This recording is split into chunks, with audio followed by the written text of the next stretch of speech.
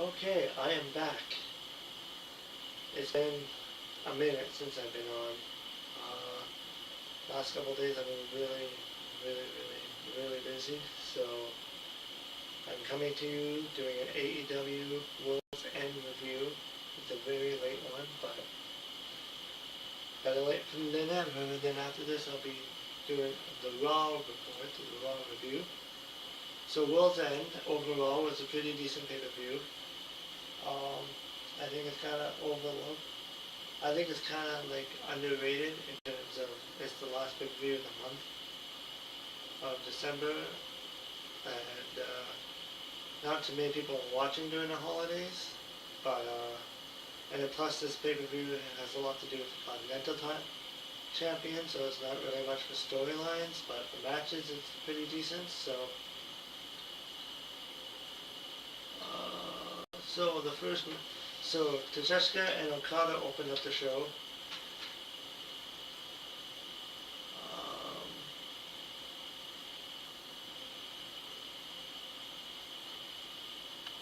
Yeah, I don't have the times on here, so this match was a good match. I guess this was a rivalry, so this one was the first of the two Continental semifinals scheduled for the night against underway in Chicago. The two star members of the Don Callis family, Okada and Tacheshka, go head to head against one another. Both of these wrestlers have seen tension develop between them over the last few weeks.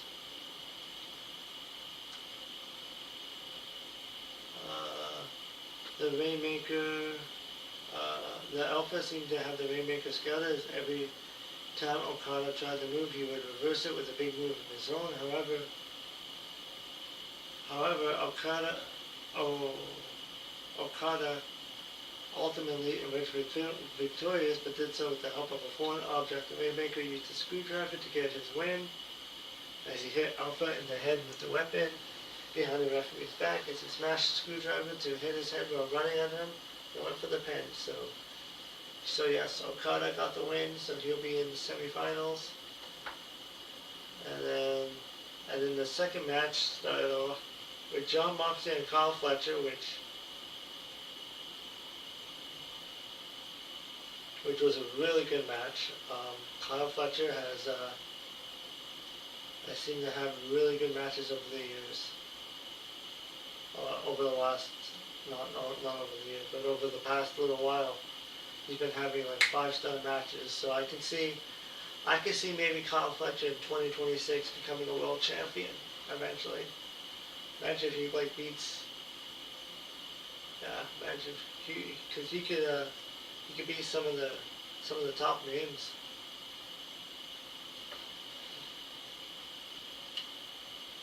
So Fletcher started the match on the forefront, but chose to slow the pace down, and that proved to be the turning point in the match. Moxley took control on the outside and dominated Fletcher in the ringside area.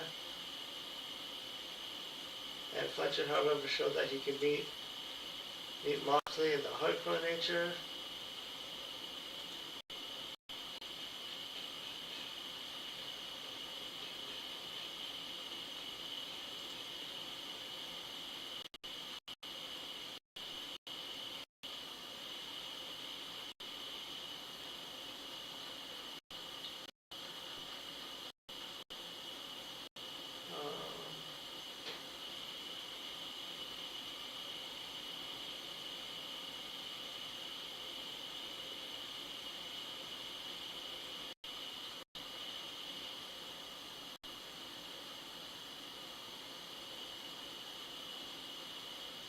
So Jon Moxley went to war in the Classic. The match began with punishing chops, gritty brawling, and strikes, but it soon became a masterclass in psychology.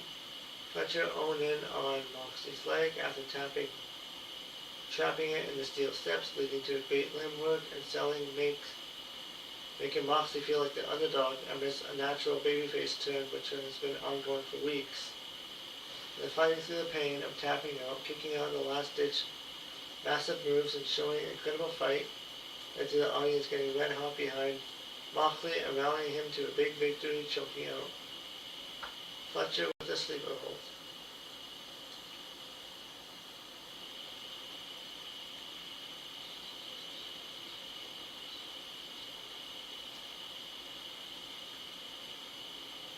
And then Moxley after the match cut a babyface promo.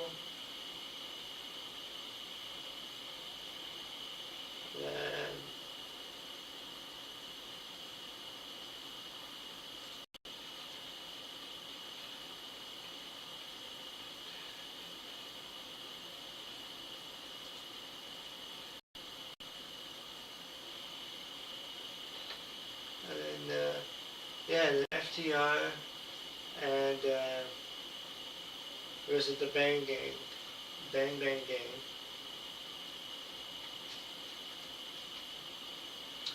Gunn entered armed for war, sporting a kendo stick and a trash can lid for the Chicago street fight. At the bell, the action immediately splintered. Harwood and Robinson brawled into the crowd while Gunn and Wheeler fought up the ramp onto the stage. Gunn smashed Wheeler into the video screen and battered him with a trash can, but Wheeler fired back, blasting Gunn down the aisle, back at ringside. Big Stokes set up a table at Robinson, nearly put Harwood through it, only the Wheeler to make the save with an avalanche suplex. The fight spilled back into the ring where Harwood punished Gunn with trash cans and turnbuckle shots, while Robinson rocked Harwood with a frog splash and a flurry strikes for near falls. And then they kept going back and forth, and hardcore spots. FTR weren't finished after a pair of brutal stuck pile drivers onto the championship belt. Gunn was left bloodied and broken, allowing Harwood to score the pinfall.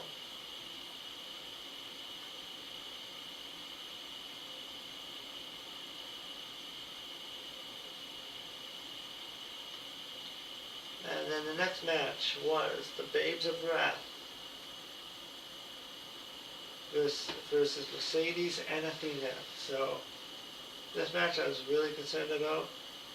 I was afraid that the Babes of Wrath were going to lose their titles, which they didn't. They actually beat Mercedes and Athena.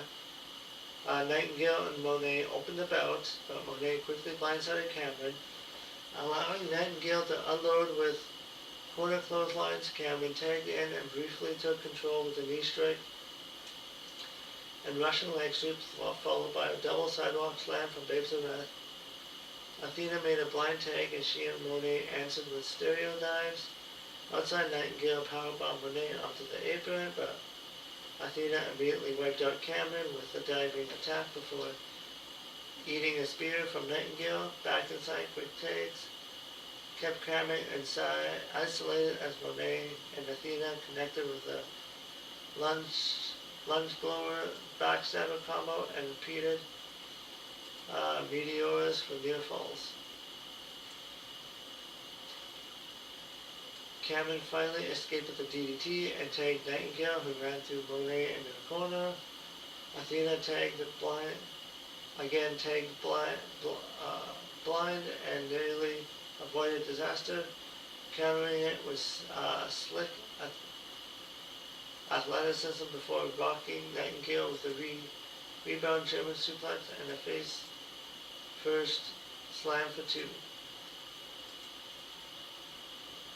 And the finish came when Monet put Cameron down with a Monet Maker, only for Nightingale to immediately answer. Monet escaped the powerbomb attempt, but Nightingale rolled through into the backslide, trapping Monet's shoulder for the surprise 3 count. So yes, Will Nightingale pinned Mercedes Monet, the match itself was alright, but I was happy with the results. So next up was Darby Allin and Gabe Kidd This match was extreme as it as usually is. Allen jumped Kid with a dropkick at the bell, but Kid quickly turned the tide, knocking Allen from the ropes and driving him into the guardrail.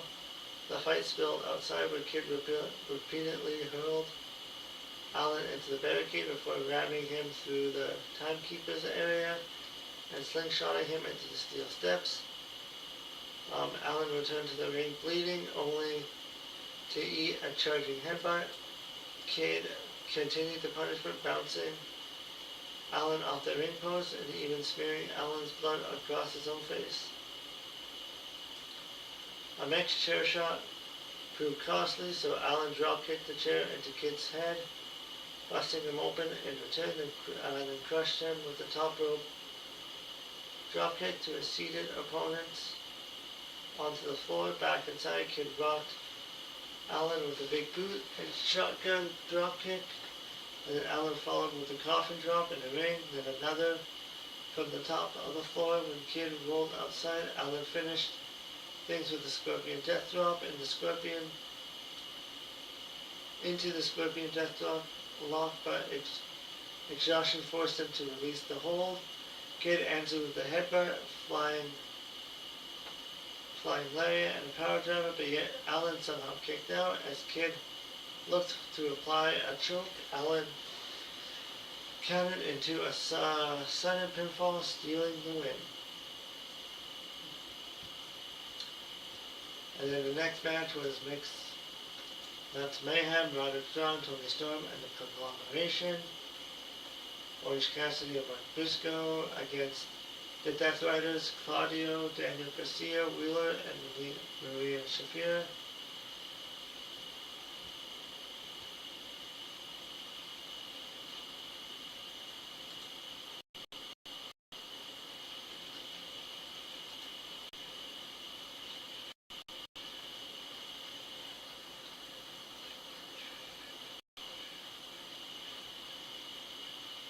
And it was mixed month. It was the so the Death Riders versus the Conglomeration and Tony Storm in a fun, chaotic, and sometimes very silly match. The Death Riders often looked like a well-oiled machine, but it was ultimately the babyfaces who rallied up against, with Mark Briscoe winning the match for his team by hitting a J Driller on Willow Yuta. Stand-up moments included Orange Cassidy and Tony Storm dancing around the ring, Claudio swinging Storm, and the interactions between husband and wife, Shafir and Roderick Strong. Next up was Chris Statlander versus Jamie Hayter.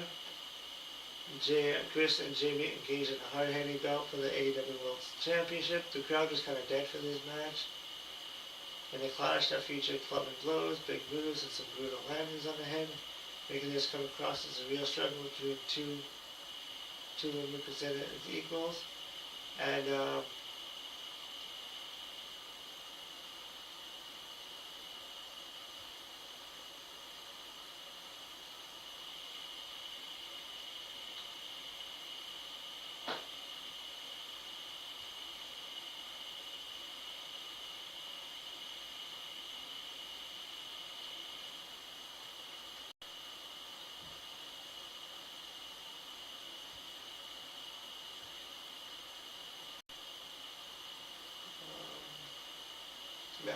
yeah, I don't know if I mentioned this, but the Conglomeration won that match.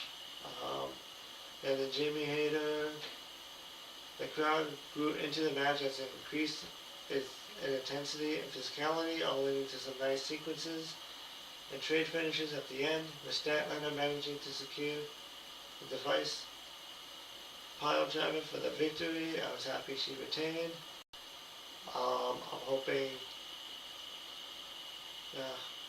I'm hoping she can have some decent feuds and storylines with her as champion. And then the next match was Okada versus Moxley for the finals.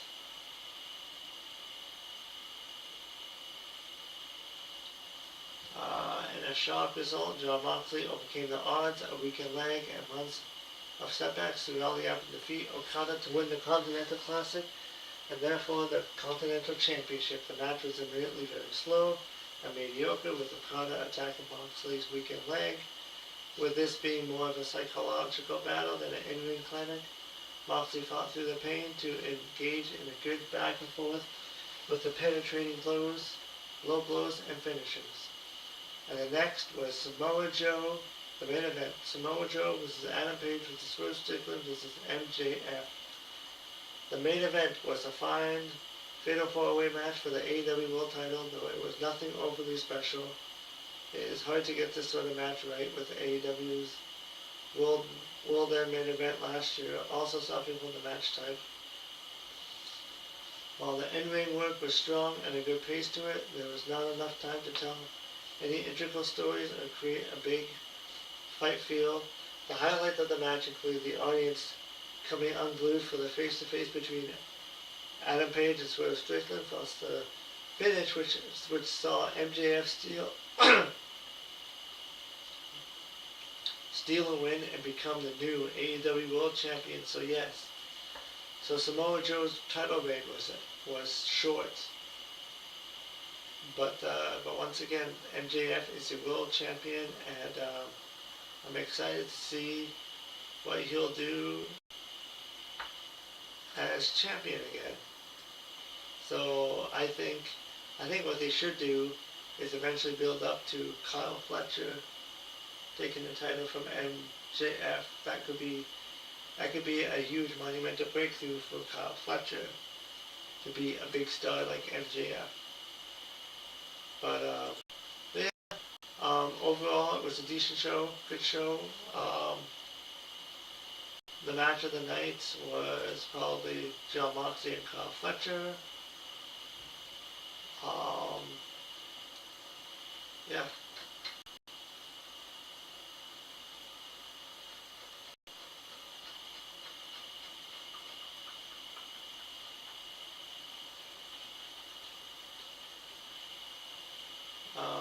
But yeah, so that was AEW Worlds End from Saturday.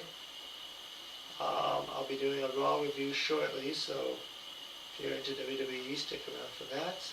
And yeah, till then, this is your review for AEW Worlds End. I didn't get a prediction show in, but yeah, I didn't do reviews last week, but yeah, this is my review, and yeah, tomorrow is AEW Dynamite, so it'll be the fallout for World's End, so we'll see what will happen on that show. Until then, I'll see you all in the next video. So bye!